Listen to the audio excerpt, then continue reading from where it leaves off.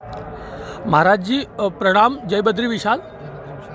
महाराज जी, हम बड़वानी से आए थे, बड़ी मुश्किल से आपके शिविर तक पहुंच पाए और हम सभी मित्रगण आए थे और हम कुछ आपसे प्रश्न पूछना चाहते थे, कुछ मन की शंका थी।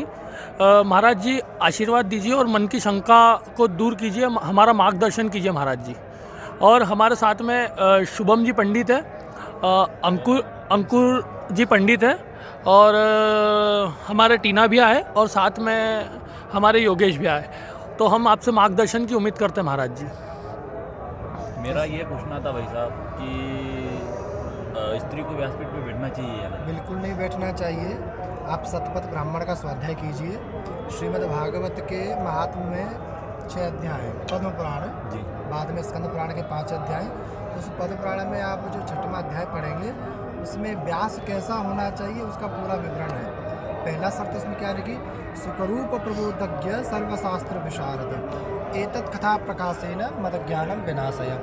व्यास कैसा होना चाहिए? कथावाचक मतलब सुखरूप प्रबोधज्ञ, सुखरूप स्वरूप होना चाहिए, वैरागी एकदम, सर्वशास्त्र विशारद, संपूर्ण शास्त्रों को ध्यान रखने वाला हो। नाच गाने से, चुटकुला करने से कथा नहीं होती। कथा क्या होती है? मनोमंथन की वस्तु है, मनोरंजन की वस्तु नहीं है भागवत। इसलिए भागवत में आप महात्मा प्रवेश करेंगे। अभी हमारे पास श्री मूल भागवत है, कोई किसी टीका नहीं है, श्री मूल भागवत है। मूल में इसमें स्पष्ट लिखा हुआ है कि कथावाचक कैसा होना चाहिए कि विरक्तो वैष्णवो विप्र, विरक्त होना चाहिए, वैष्णव होना चाहिए, भगवान में उसकी शरणागति निष्ठा हो। विप्र इस पे शब्द क्या आया? ब्राह्मण ही कथावाचक होना चाहिए। समझ रहे हैं आप? ब्राह्मण ही कथावाचक होना चाहिए। अन्य वर्ण कितना भी विद्वान हो जाए प्रवचन कर सकता है, व्यासपीठ पर अनुष्ठान पूर्वक नहीं कर सकता। इसलिए विरक्तो वैष्णवो विप्र वेद शास्त्र विशुद्ध कृत, जो वेद शास्त्रों में एकदम निष्णात हो और दृष्टांत कुशलो धीर, हमको कठिन से कठिन विषय को दृष्टांत के माध्यम से सरल शब्दों में हमारे सामने उस ज्ञान को उद्भाषित कर सके। जैसे एक कहावत है, श्यामा गाय, सब जानते हैं, श्यामा गाय होती है काले रंग की। श्यामा गाय होने के बावजूद भी वो श्वेत धवल दूध उत्पन्न करती है। इसलिए कथावाचक कैसा होना चाहिए? जो गुण से गुण रहस्यों को हमारे सामने पकड़े। आजकल स्त्रियों से कथावाचक सुनते हैं, कथावाचक बना दिया धनमान के चक्कर में। इसमें भूल किसकी? हम हिंदुओं की भूल है। हम हिंदू अपने अधिकार से पीछे हो गए, स्त्री अनधिकारी न होकर भी अधिकारी बन गई। उसमें स्कंद पुराण श्री महाभारत में एक श्लोक आता है, दोनों में श्लोक है, जो जिस क्रिया में अधिकृत है, जो जिस क्रिया के लिए अधिकृत है उस कार्य को नहीं करता है वो नरक का द्वार खटखटाता है, और जो अधिकृत नहीं है उस क्रिया को करता है वो भी नरक का द्वार खटखटाता है। जैसे क्या हुआ? ब्राह्मण का कर्तव्य क्या है? वेद पढ़ना, वेद पढ़ाना, यज्ञ करना, यज्ञ कराना। लेकिन ब्राह्मण यज्ञ से पीछे हो गया। और आप मानिए जो अधिकृत नहीं है, स्त्री इत्यादि जो जाति विहीन है, वो अधिकृत नहीं है यज्ञ में, लेकिन वो यज्ञ करने लग गए।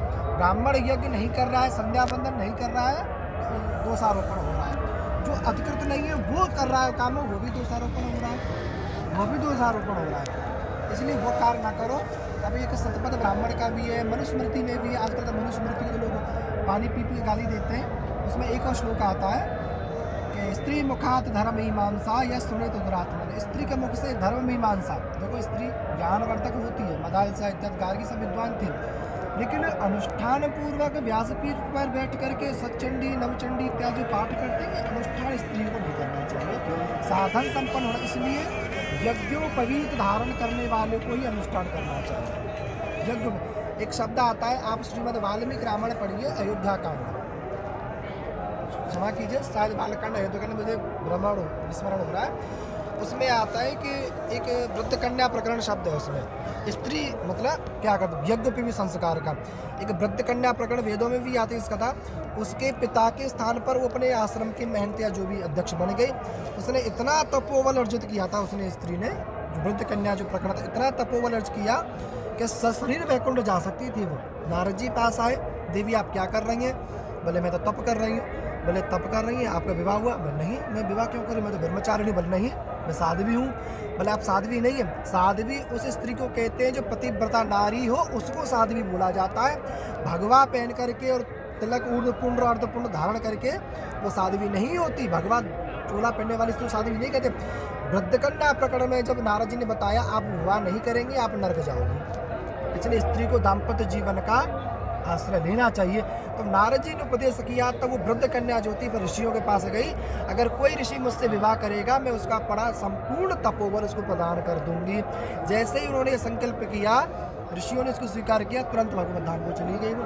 अब सोचिए, यहाँ पर वेदों की बात है, ये तो वृद्ध कन्या प्रकरण आप देखिएगा कहीं भी पढ़ना किसी विद्वान से।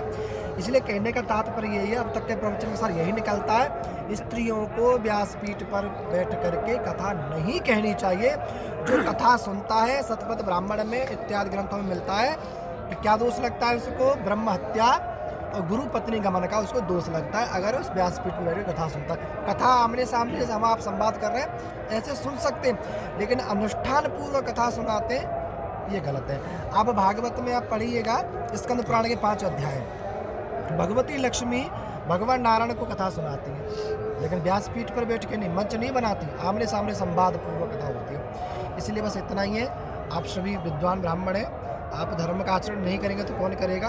भगवान को बीज अविष्ट है। भगवान क्यों आते हैं, गीता महाभाष्य आदि शंकराचार्य को उसमें शब्द आता है भौम ब्रह्म, भौम ब्रह्म।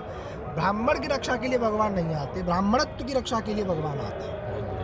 ब्राह्मण की रक्षा के लिए भगवान नहीं आते, ब्राह्मणत्व की रक्षा के लिए भगवान आते हैं। रावण कौन था, हिरण्याकशिपु कौन थे, ब्राह्मण ही थे, लेकिन ब्राह्मण तेज से संपन्न नहीं थे, उससे मार्ग से पृथक होकर के हीन भावना में चले, इसलिए भगवान ने उनका वध किया। तो भगवान ने सुदामा जी का रक्षण किया नहीं किया, तो ब्राह्मण के लिए नहीं, ब्राह्मणत्व के लिए रक्षा के लिए आते हैं। इसलिए ब्राह्मणों को चाहिए त्रिकाल संध्या बंदना। स्त्रियों को क्यों नहीं करना चाहिए, और जो स्त्रियों को इसलिए नहीं करना चाहिए क्योंकि उन्हें उपनयन संस्कार नहीं होता है। उपनयन जनेऊ संस्कार उनका नहीं होता है, जिसका जनेऊ नहीं होता शास्त्र। कारण उसके पीछे कोई रीज़न या कुछ कारण तो होगा कि क्यों नहीं होता स्त्रियों को जनेऊ का। जनेऊ का कारण इसलिए होता है, जो वेद आज्ञा करते हैं, देखो कहते हैं ना, राजा प्रजा पे शासन राजा करता है, राजा पे शासन धर्म करता है, धर्म का प्रवचन धर्माचार्य करते हैं। और आप चंद्रोदय ग्रंथ पढ़ेंगे, चंद्रोदय नाम का ग्रंथ है, इसमें अनुमान प्रमाण, प्रत्यक्ष प्रमाण, शब्द प्रमाण और शास्त्र प्रमाण, 4 प्रमाण है। अनुमान, आप रास्ते में जा रहे हैं, रस्सी पड़ी है, सर्प पड़ा है, आपकी भ्रम तो अनुमान ही तो लगा रहे हैं, सर पे रस्सी है, अनुमान प्रमाण हो। एक होता है प्रत्यक्ष प्रमाण, आप जाकर देख रहे हैं, प्रत्यक्ष देख लिया। एक होता है शब्द प्रमाण, किसी ने बोले नहीं ये तो सर पे रस्सी है, शब्द प्रमाण। चौथा क्या बोला, शास्त्र प्रमाण, शास्त्र ने आज्ञा नहीं दी है, कार्य नहीं कर सके, इसलिए शास्त्रों ने आज्ञा नहीं दी है। आप रावण संहिता का अध्ययन करेंगे, रावण ने जो स्त्रियों को 10 अवगुणों के लक्षण बताए थे कि स्त्री अगर जोर से भी अपने शरीर का विन्यास कर दे तो उसका लघु शंका निसृत हो जाती है। इसलिए जनेऊ किया जाता है। हम लोग जनेऊ में संस्कार करते हैं। हमारे